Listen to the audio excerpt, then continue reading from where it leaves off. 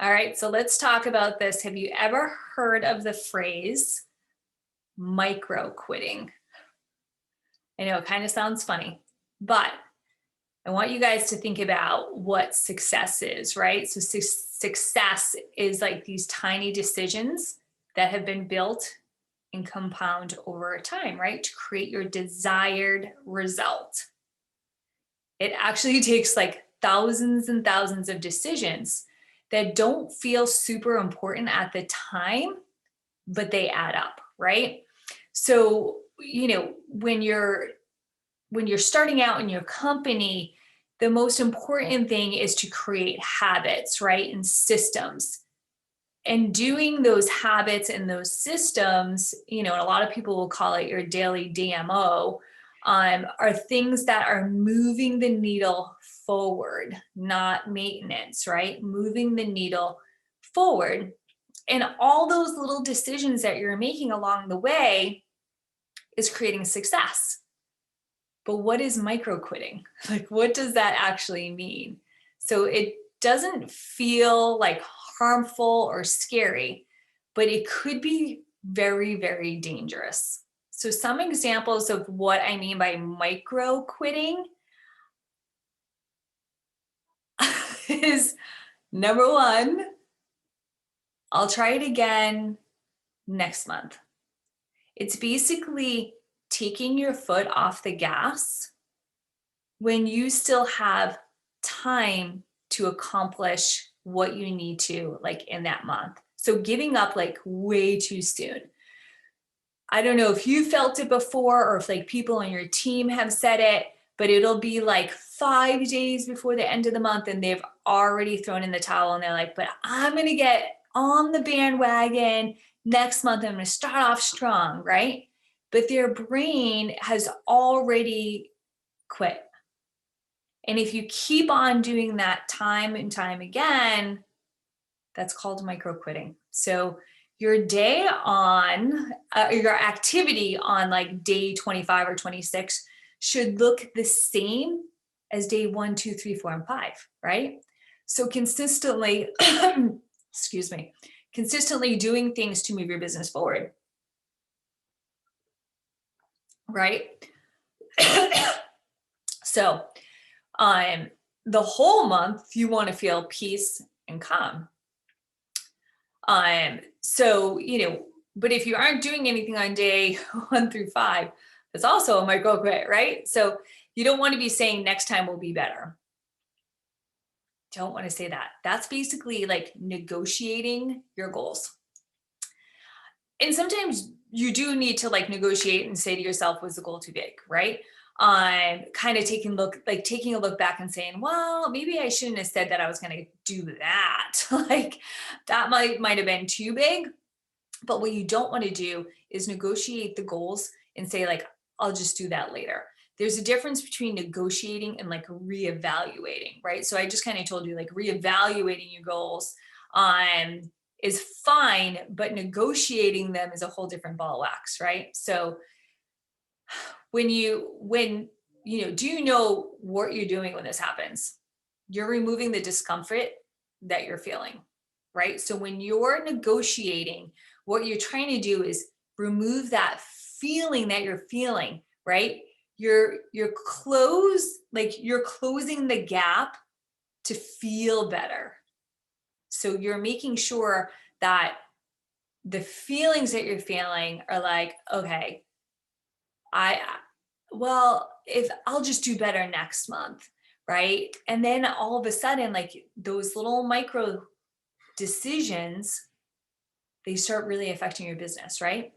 So micro quitting is basically negotiating your goals. You almost start to forget the why you started in the business, right? So for example, you might want to make like an extra $500 a month.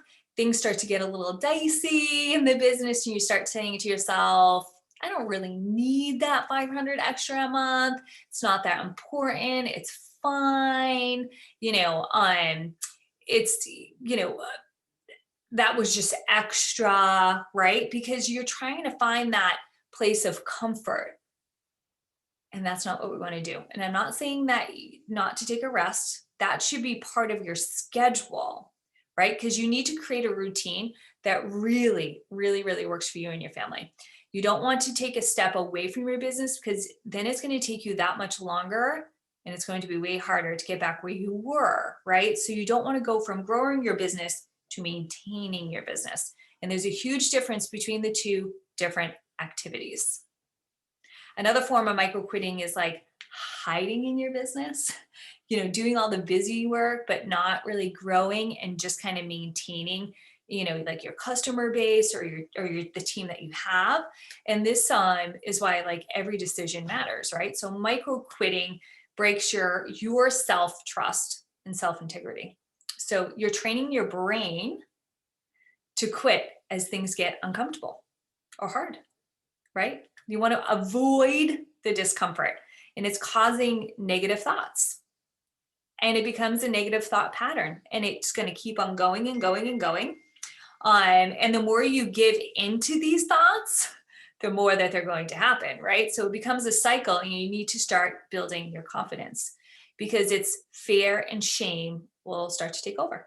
And the brain will give you an exit strategy to stop feeling discomfort. That's kind of like its purpose, right? So you don't want to feel like resistance. Pain is a signal to stop, right? And you need to reassociate your thoughts around pain.